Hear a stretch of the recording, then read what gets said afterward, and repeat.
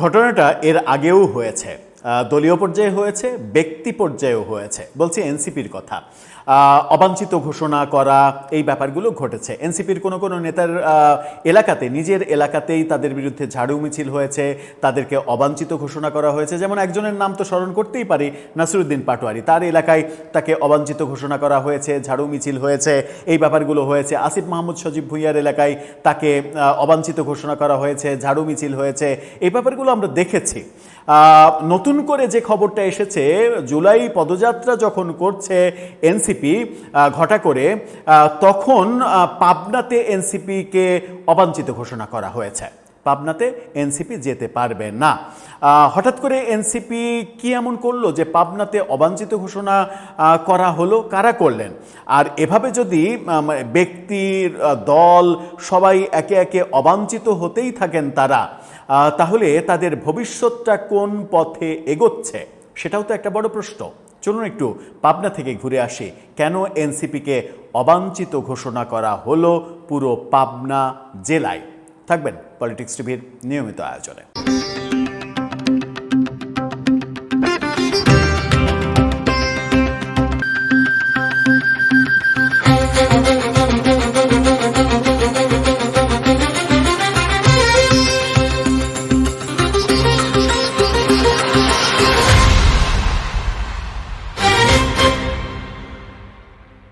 অথচ তাদের মানুষের বুকে থাকার কথা ছিল, মানুষের অন্তরে থাকার কথা ছিল, মানুষের ভালোবাসা নিয়ে অনেক দূর যাবার কথা ছিল।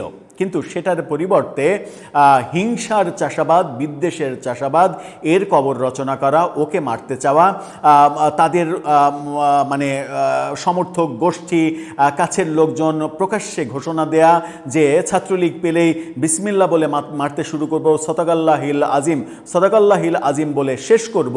এই যে বক্তব্যগুলো, এই বক্তব্যগুলো নতুন নতুন সংকট তৈরি করছে। অর্থাৎ মানে কথার লাগাম টেনে ধরতে পারছেন না কেউ। সবাই এনসিপির বেশিরভাগ নেতারা এবং এনসিপি সহ এনসিপির মানে সমর্থক গোষ্ঠী যারা, বৈষম্যবিরোধী ছাত্র আন্দোলন কিংবা ছাত্র জনতা কিংবা তৌহিদি জনতা, যে নামেই ডাকি না কেন, কিংবা তাদের বৃহত্তর জোট, এই ব্যাপারগুলো আমরা বারবার দেখছি। পাবনাতে এবার সেরকম একটা কারণেই পুরো এনসিপিকে অবাঞ্ছিত ঘোষণা করে দেয়া হলো। তাতে কি তাদের সম্মান বাড়লো? এই কারণেই বারবার বলছি, আরেকটা ভিডিওতেও বলেছি যে কথা বলার সময় শিষ্টাচার যেমন মানা উচিত, তেমনি সাবধানতা অবলম্বনও করা উচিত যে আজকে আমি যে কথাটা বলছি আগামীকালকে সেই কথাটা আমার নতুন কোনো বিপদ ডেকে আনবে কিনা। কি বলছে গণমাধ্যম? বাংলা নিউজ 24-এর এই শিরোনামটা দেখে নিন। সেখানে বলা হচ্ছে, এমপি শিমুল বিশ্বাসকে কটূক্তি, এনসিপিকে পাবনায় অবাঞ্ছিত ঘোষণা। অর্থাৎ বিএনপি এনসিপিকে অবাঞ্ছিত ঘোষণা করেছে। অথচ বিএনপি এনসিপির যারা নেতা, তারা তখন তো আর এনসিপি ছিল না, জামাত, সবাই কিন্তু গলাগলি ধরেই আমরা শেখ হাসিনা বিরোধী আন্দোলন করলাম কিংবা আন্দোলন করতে দেখলাম। এখন মানে যখন বিএনপি ক্ষমতায়, তখন এনসিপিকে অবাঞ্ছিত ঘোষণা করা হচ্ছে। তবু ভালো যে বিএনপি ক্ষমতার দাপট দেখিয়ে নেগেটিভ কোনো অ্যাপ্রোচ করছে না, এনসিপির নেতাদের ধরে পেটানোর কর্মকাণ্ডে যাচ্ছে না। এটার জন্য বিএনপিকে প্রশংসা করতেই হয়। কি ঘটেছে পাবনাতে চলুন একটু দেখি। নিশ্চয়ই কোনো মানে বাজে কথা বলা হয়েছে, যেটা আমরা গত নির্বাচনের মৌসুম থেকে সব থেকে বেশি লক্ষ্য করেছি। বিশেষ করে ঢাকা ৮ আসনে নাসিরুদ্দিন পাটোয়ারি, মির্জা আব্বাস সম্পর্কে যে ধরনের মানে কথাবার্তা, আচরণ, অধ্যত্বমূলক ব্যাপারগুলো করেছেন, সেগুলো রাজনীতিতে, অন্তত রাজনীতির ডাস্টবিনেও থাকার কথা নয়, কিন্তু প্রকাশ্যে রাজনীতিতে আমরা দেখেছি। পাবনায় কি ঘটল? পাবনা ৫ সদর আসনের সংসদ সদস্য ও বাংলাদেশ জাতীয়তাবাদী শ্রমিক দল কেন্দ্রীয় নির্বাহী কমিটির প্রধান সমন্বয়ক অ্যাডভোকেট শামসুর রহমান শিমুল বিশ্বাসের বিরুদ্ধে কটূক্তির প্রতিবাদে পাবনায় বিক্ষোভ ও মানববন্ধন করেছেন স্বেচ্ছাসেবক দলের নেতাকর্মীরা। এ সময় তারা পাবনায় এনসিপিকে অবাঞ্ছিত ঘোষণা করেছেন। পাবনাতে এনসিপি যেতে পারবে না। গত সন্ধ্যায় জেলা স্বেচ্ছাসেবক দলের উদ্যোগে শহরের থানা রোড থেকে বিক্ষোভ মিছিলটি বের হয়ে আব্দুল হামিদ রোডের বাণী সিনেমা হল হয়ে শহীদ চত্বরের সামনে গিয়ে শেষ হয়।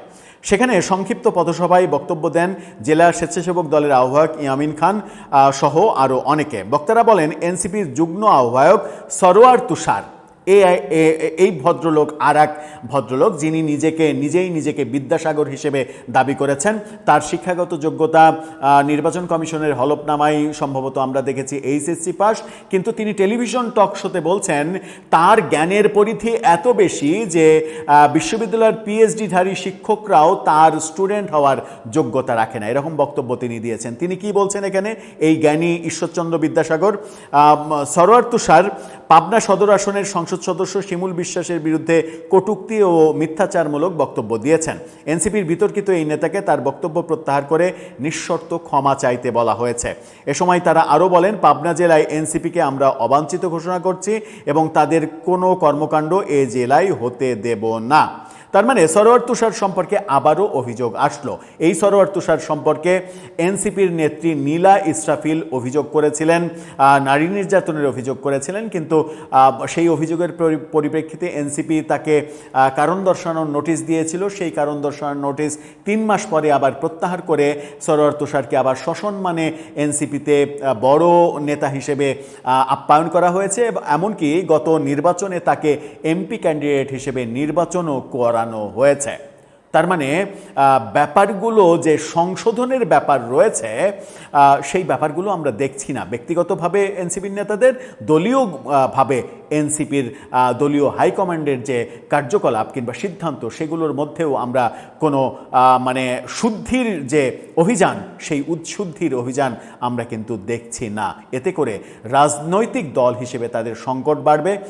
এই ব্যাপারগুলো যখন ছড়িয়ে পড়বে, এই মানে মিথ্যাচার কিংবা শিষ্টাচার বহির্ভূত বক্তব্য যদি তারা বিএনপির বিরুদ্ধে দিতেই থাকে, আমরা তো দেখেছি নির্বাচনের আগে টিএসসিতে খালেদা জিয়া এবং তারেক রহমান সম্পর্কে যে সকল মিছিল করা হয়েছে, 1 2 3 4, তারেক জিয়ার এটা মার, খালেদা জিয়ার এটা মার, এর পরেও যে বিএনপির ছাত্রদলের নেতাকর্মীরা চুপচাপ সেগুলো সহ্য করে গেছে, সেই জন্য বিএনপিকে বোধহয় আলাদাভাবে অস্কার পুরস্কার দেয়া উচিত, যে বিএনপি ভব্যতার সীমা লঙ্ঘন করতে চায়নি, সেগুলো সহ্য করেছে।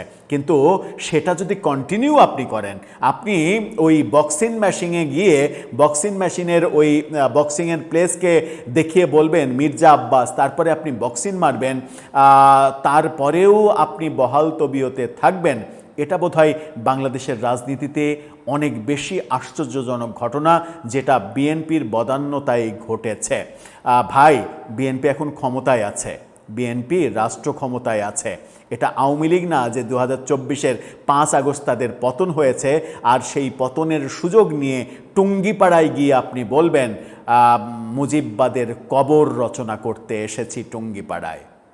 দর্শক, আপনার মন্তব্য জানিয়ে লিখতে পারেন আমাদের কমেন্ট বক্সে।